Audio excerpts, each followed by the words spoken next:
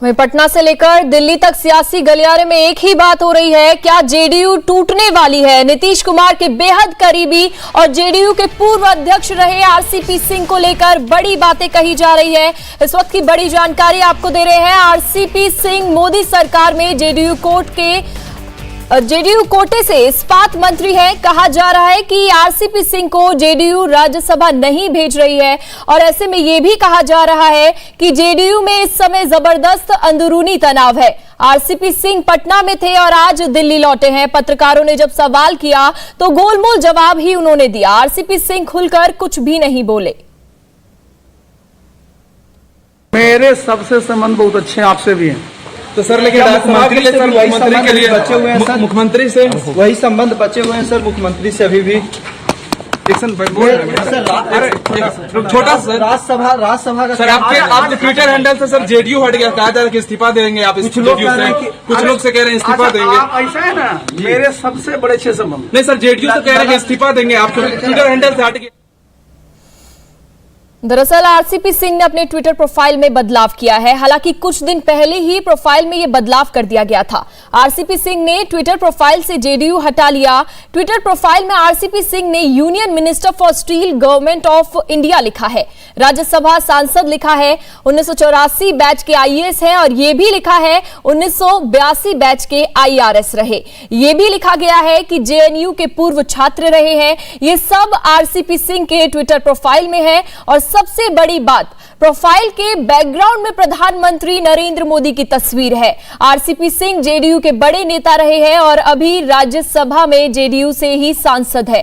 पूर्व अध्यक्ष रहे हैं, लेकिन ट्विटर प्रोफाइल पर जेडीयू को लेकर कुछ भी नहीं लिखा है। अब कहा जा रहा है कि आरसीपी सिंह को जेडीयू राज्यसभा नहीं भेज रही है और इसके पीछे की वजह नीतीश कुमार और आरसीपी सिंह के बीच मतभेद बताया जा रहा है। हमारे साथ पॉलिटिकल एडिटर देवेंद्र पराशर है। देवेंद्र, आरसीपी सिंह को लेकर क्या खबर है?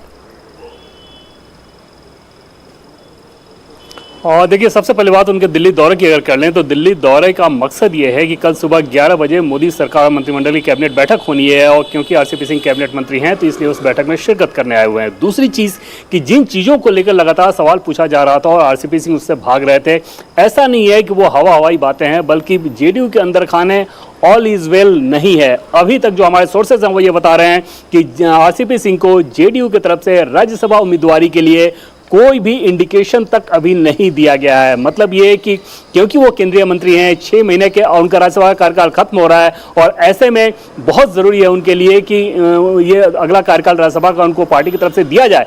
लेकिन इस बाबत ना कोई इंडिकेशन है, ना ही कोई आश्वासन दिया गया अब तक। आज से नामांकन की प्रक्रिया शुरू हो गई है और ये नामांकन की प्रक्रिया 31 तक होनी है। आरसीपी सिंह नीतीश कुमार के बेहद करीबी रहे हैं, जेडीयू के राष्ट्रीय अध्यक्ष तक रहे हैं। ऐसे में तय माना जा सकता था कि अगर ये फैसला इतना आसान होता तो अभी तक आरसीपी सिंह को ये इंडिकेशन दे दिया गया होता। जेडीयू के अंदर खाने जो बात है वो ये है कि आरसीपी के बजाय मनीष वर्मा को वहां पे उम्मीदवारी दी जा सकती है। और लेकिन सबसे बड़ी चीज ये है कि आखिर ऐसी क्या बात हो गई, ऐसी क्या वजह है कि आरसीपी सिंह और नीतीश कुमार के बीच दूरियों को लेकर इतना ज्यादा सवाल किया जा रहा है और उन सवालों को टालने और उन सवालों को पे जवाब देने के बजाय उसे टालते हुए आरसीपी सिंह भाग रहे हैं। तो उसके पीछे बड़ी वजह यह है कि जो हमारे सोर्सेज हैं वो ये बताते हैं कि नीतीश कुमार आरसीपी सिंह से बहुत ज्यादा नाराज बताए जाते हैं और उसकी कई सारी वजह हैं।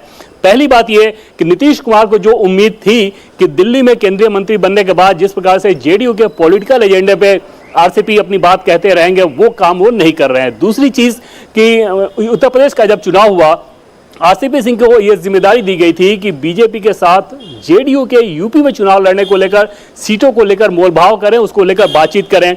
जेडीयू सोर्सेज का यह कहना है कि आरसीपी सिंह ने उसमें भी कोई बहुत ज्यादा दिलचस्पी नहीं दिखाई और आपने देखा होगा कि जेडीयू के राष्ट्रीय अध्यक्ष ललन सिंह ने इस बाबत एक सार्वजनिक बयान भी दिया था।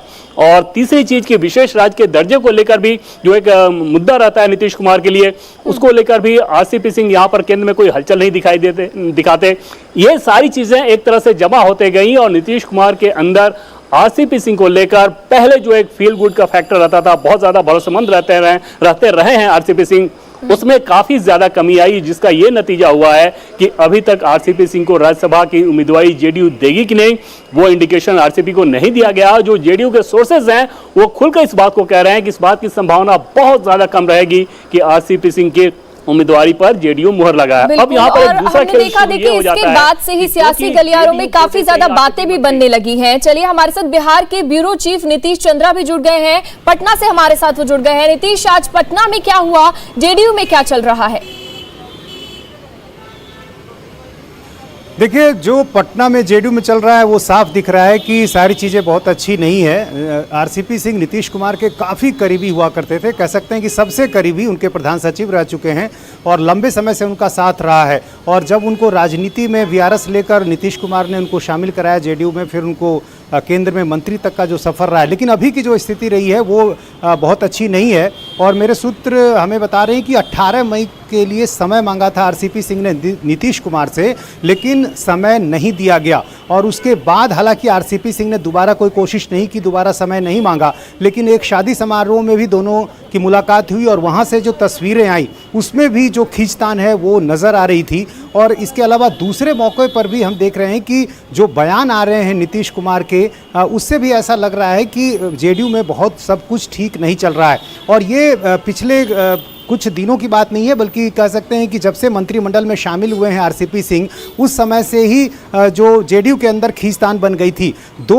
ललन सिंह जो है उसके बड़े दावेदार थे, वो भी केंद्र में मंत्री बनना चाहते थे, लेकिन आरसीपी सिंह जिनको ये जिम्मेदारी दी गई थी कि वो केंद्र से बात करें, आप दोनों का बहुत बहुत शुक्रिया, आप अपनी नजर बनाए रखिएगा, आप अपडेट लेते रहेंगे। इंडिया टीवी हर वक्त हर जगह डाउनलोड करने के लिए सर्च करें India TV news Google play store या ऐप स्टोर पर।